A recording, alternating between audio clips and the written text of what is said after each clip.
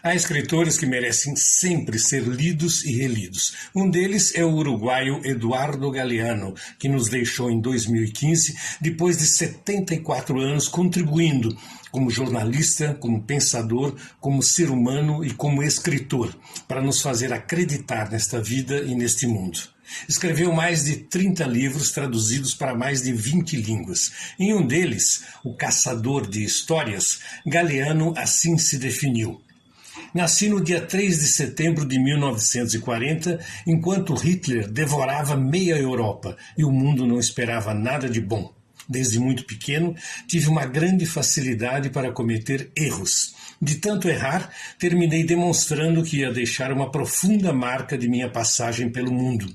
Com a sã intenção de aprofundá-la, tornei-me escritor, ou tentei sê-lo. Muito conhecido por sua obra As Veias Abertas da América Latina, uma referência imprescindível para quem quer conhecer um pouco mais a história e a cultura latino-americanas, Eduardo Galeano criou um estilo próprio que mescla gêneros literários diversos e sempre encanta e surpreende o leitor.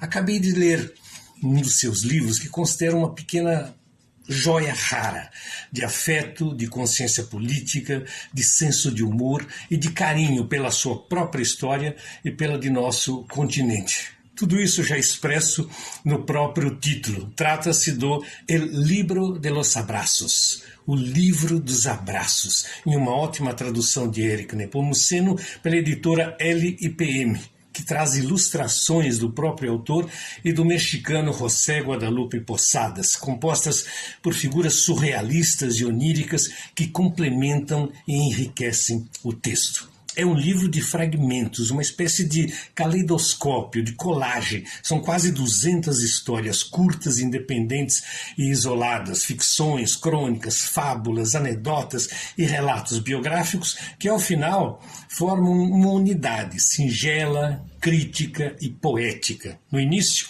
o autor já anuncia o teor dos relatos, a memória e a recriação da realidade através das palavras. Diz ele: recordar, do latim recordis, tornar a passar pelo coração.